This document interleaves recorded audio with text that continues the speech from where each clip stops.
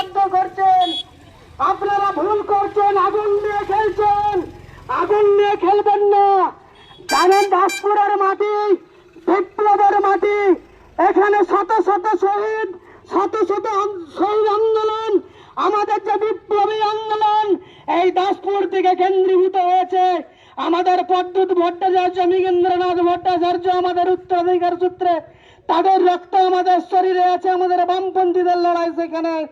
যদি দাসপুরের একটা ভোটারের নাম যদি লিস্ট থেকে বাদ যায়, আজকে শুধু টেলার দেখছেন বন্ধু, আগামী দিন আগুন জ্বলবে। এই আগুন আপনারা নেমাতে পারবেন না। আপনারা মনে রাখুন, এর বাপ ঠাকুর দাদার জন্ম ভিটে এখানে, তাদেরকে কিভাবে আপনারা হয়রানি করছেন।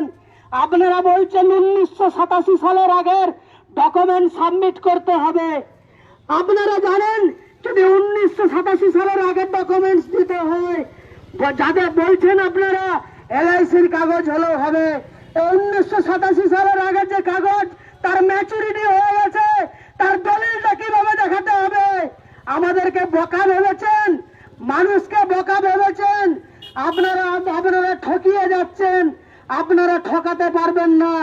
মানুষ সদা জাগ্রত হচ্ছে। তৃণমূল বিজেপির যে সেটিং, মানুষ আজকে বুঝতে পেরে গেছে। মানুষ আপনাদেরকে যত আপনারা মানুষকে ধোকা দেবেন, আপনারা মানুষ তত সংগঠিত হবে।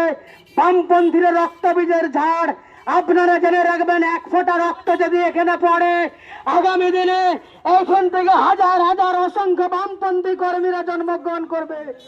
যেভাবে বলা হচ্ছে, আমরা যেভাবে দেখতে চাই, যেভাবে ভোটার লিস্ট থেকে নাম বাদ দেওয়ার চক্রান্ত আপনারা করছেন, নির্বাচন কমিশন এবং কেন্দ্রের বিজেপি সরকার সহায়তায় তৃণমূল, একটা ভাবেও আপনাদেরকে শান্তিতে আমরা ঘরে থাকতে দেব না।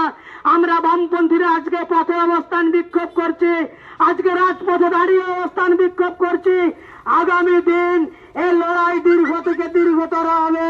তাই আপনাদেরকে বলতে চাই যে একজন আপনারা দেখবেন হেয়ারিং এ ডাকা হয়েছে, একজনের আগেকার আপনারা জেনে থাকবেন একজনের 5-6টা সন্তান হতো। যখন 5-6 জন সন্তান হয়েছে, তার পিতা কি যখন লিঙ্কেজ দিয়ে দেখানো হচ্ছে যে তার ছোট ছেলের সঙ্গে তার বাবার বয়সের বিয়ে হচ্ছে, ডিভোর্স তৈরি হচ্ছে, তাদেরকে ডেকে পাঠানো হচ্ছে হেয়ারিং এ। আপনাদের আগে আপনারা জানেন তো জন্ম সার্টিফিকেট, ডেথ সার্টিফিকেট কবে শুরু হয়েছিল? আপনারা বলছেন সেই 87 সালের আগে এগুলো আনতে হবে। আপনারা নতুন নতুন নিয়ম আমদানি করছেন এই কেন্দ্রের বিজেপি সরকার এবং সহায়তায় তৃণমূলকে দিয়ে। কিন্তু আমাদের দাসপুরের মানুষ সহনশীল মানুষ, ওরা সহনশীলতার সঙ্গে সবকিছু স্বীকার করে।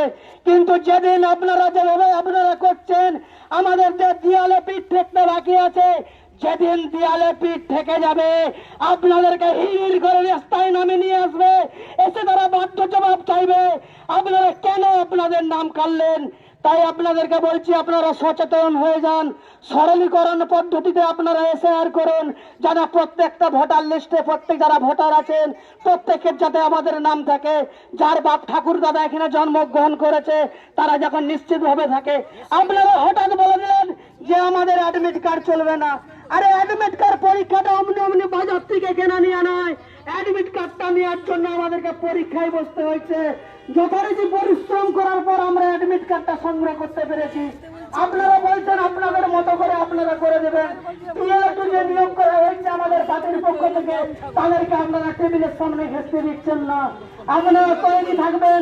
এই রকমের যদি দুর্নীতি যেভাবে করার চেষ্টা করা চলছে, যেভাবে নির্যাতন আনার চেষ্টা করছে আমাদের সাধারণ ভোটারদের উপরে, আমাদের সাধারণ ভোটারদের যদি একটা লিস্ট নাম থেকে বাদ যায়, সেদিন রূপ হবে অন্যরকম। তাই আপনাদেরকে আগাম বার্তা হবে জানিয়ে যাচ্ছি যে আপনারা সচেতন হয়ে যান, মানুষকে হয়রানি করবেন না। 13টা দুষ্প্রাপ্য যে আপনারা ডকুমেন্টসের কথা বলছেন, এই ডকুমেন্ট সাধারণ মানুষের কাছে নেই। আপনাদেরকে সে কথাই জানিয়ে যাচ্ছি যে যেন কোনোভাবে আমাদের একটা ভোটার লিস্ট থেকে নাম বাদ না যায়। সেই জন্য আমরা সদা স্বতন্ত্র প্রহরের মতো আমরা নজর দৃষ্টি রাখবো আপনাদের কাছে। 14 তারিখের পরেই আমরা বুঝে নেবো আপনাদের সঙ্গে, ইঞ্চিতে বুঝে নেবো যে আপনারা যেভাবে আমাদের উপরে যে নথি দেখানোর নাম করে, হেয়ারিং এর নাম করে আপনারা যেভাবে আক্রমণ আনার চেষ্টা করছেন, নির্যাতনের শিকার করছেন, তার বিরুদ্ধে আমরা লড়াই করব।